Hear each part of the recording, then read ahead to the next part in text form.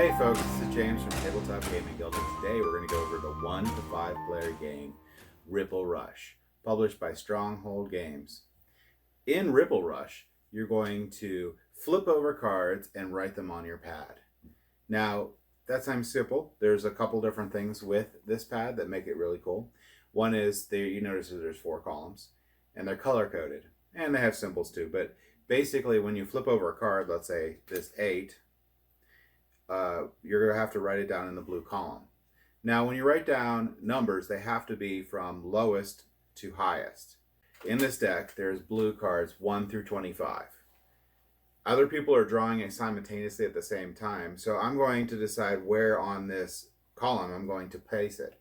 If I place it down lower, which is an 8, I'm betting that I'm going to get some higher numbers above it, because if I pull a number and I can't place it on this board, I have to allow it to go out into the middle for everyone else to use. And that's actually where the fun comes in Ripple Rush, because there's 2 different things that allow you to have explosive turns. One is the cards that other people couldn't play. It's like a bonus that you get to write onto this pad. But also, whenever you finish off any rows, you also get this bonus on the left. And this bonus, like in the first row, will give you a 5 that you can write anywhere on your board that is legal. And here it gives you a 10 that you can write on it anywhere on your board that's legal. And these ones are really cool because this lets you write any number between 1 and 25 in that column. So not only can you get a bonus from the card you got and the cards you got that other people couldn't play, but you also can get bonuses from completing this rows, and then it'll chain and you can finish more. And that is actually what I like the most about Ripple Rush, is those explosive turns that you can have. It's really exciting to be able to finish a whole bunch of rows.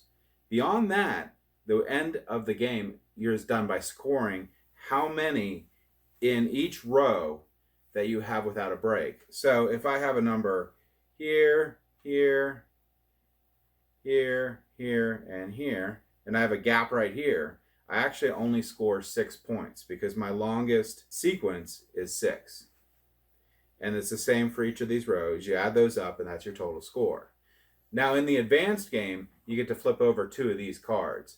And in these 2 cards you get to flip over, there are the rows that you get an additional 3 points for if you also complete them. So in this one, the yellow row, which is going to be this row right here, will give you additional 3 points. And this one in the 10-point row will give you an additional point, which is this row here. And that is actually the entire game. That's the advanced rules and the normal rules, and there's just a couple little other things where you can remove some of the cards, but in general that's all the rules.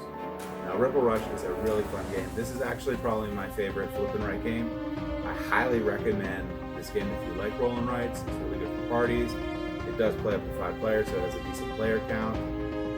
I hope you enjoy this game and this review. That's Ripple Rush.